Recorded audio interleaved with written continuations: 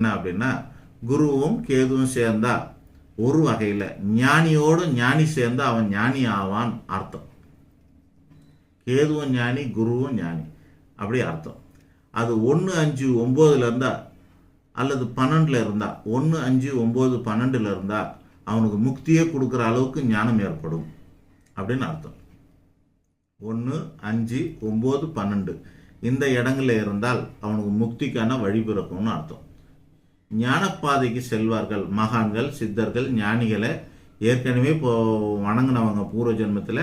அப்போ நடுவில் அவங்க அதை குருவுக்கு பிரச்சனை பண்ணிட்டு விட்டுட்டாங்க. அதனால் இந்த ஜென்மத்தில் திரும்பி கண்டினியூ பண்ணுவாங்கன்னு அர்த்தம்.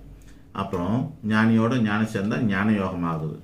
இது கேல யோகம்னு ஒன்று இருக்குது. கேல யோகம்னா பணக்கார யோகம்.